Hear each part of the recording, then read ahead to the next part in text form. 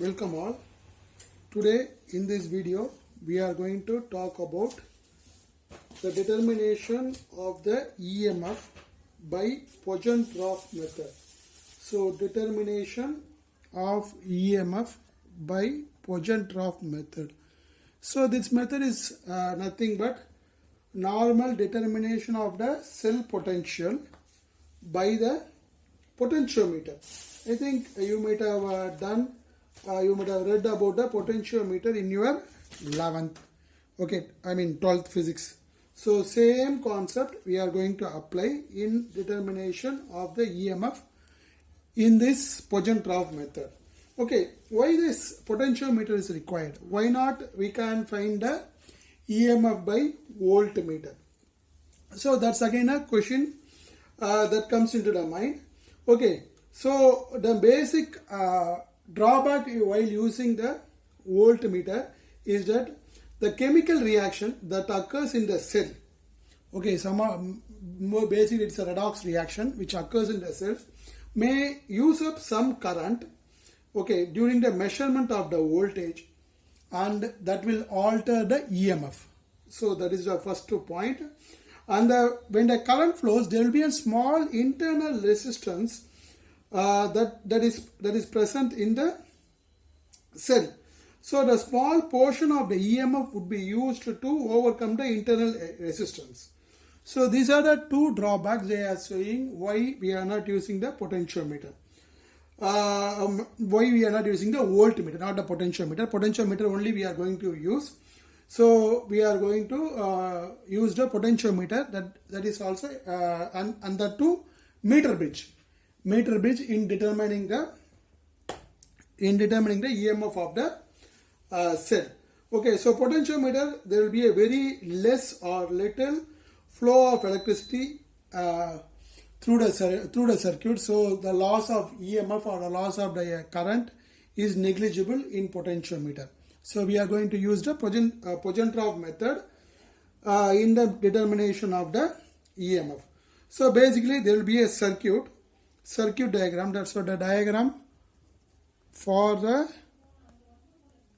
this method is, that it will be having a constant source of the potential cell which is connected to a rheostat, so which is connected to the potentiometer. Potentiometer, as you know, it consists of a 10 meter long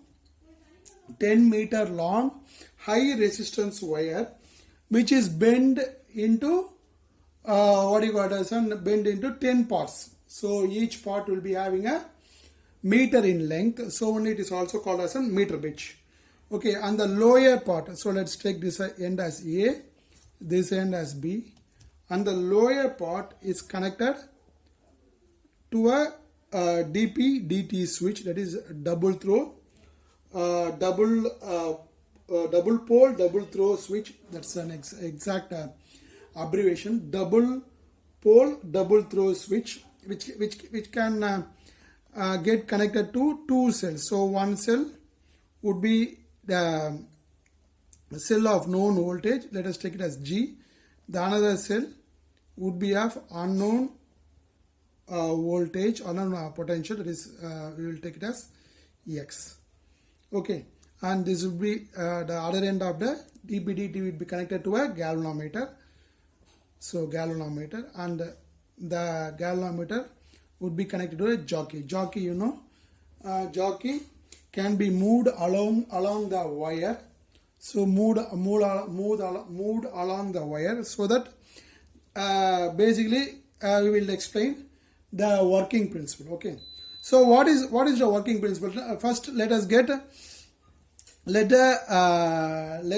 G be connected, that is the cell of known voltage be connected to the circuit, and what happens is that the cell, when you are going to move the jockey wire along the meter bridge or along the potentiometer wire, so there will be a point. Let's take the point as D for the known. Okay, D for the known cell voltage or cell EMF. So that at that point the galvanometer will show null deflection. So that is called as a balancing length of the standard cell.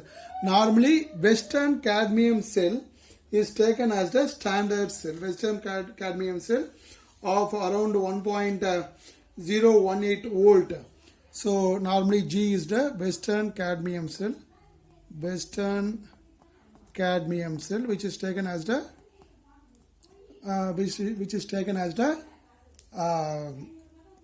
standard cell. And here AD is nothing but the balancing length of the standard cell. Okay, so the EMF of the cell EG would be directly proportional to the balancing length AD. What this means is that the cell current, that is this in this circuit there will be a current flowing that is compensated by this current. So they flow in the opposite direction and they will compensate. So that point is taken as AD. And we will next part, after determining the AD, we will throw the switch to the X. Okay, we will throw the switch to X and let D dash be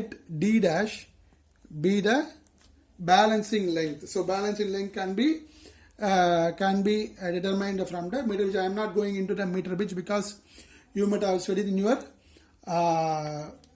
12th. Okay, so there will be a jockey that will be moving and you will be finding a point where there will be a null deflection in the galvanometer.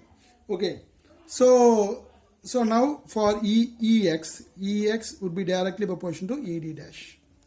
Okay, so the balancing length of the unknown cell is AD dash. AD dash is nothing but the balancing length of unknown cell. So balancing length of the unknown cell. Okay, so now it is easy. We have to equate it. We can equate EG by EX. The proportionality will go off AD by AD dash, or EX would be equal to, so EX if it goes there, AD dash by AD into EG. So this will give the EMF. This will give the EMF of the unknown cell. Okay, this is the Pojentrov method. Basically, it is a meter bridge. So meter bridge, meter bridge is used in the electrical. Is basically a physics phenomena which is used to find out the unknown voltage. So same thing we are going to do it over here. We are going to find out the unknown EMF from a known EMF of a cell. So known EMF will be normally from an Western cadmium cell. So we are going to connect the Western cadmium cell in one of the ends and finding the balancing length, and we are going to connect the unknown cell and going to find out the balancing length of the unknown. So by equating both, we can find out the EMF of an unknown cell. Okay, this is very simple procedure and this is an important question.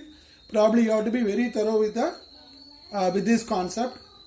So we will end this video with this note, and I will again give a video, or I will again post a video on next would be Nernst equation. So next would be Nernst equation. The next video will be on Nernst equation. Take care. Bye bye.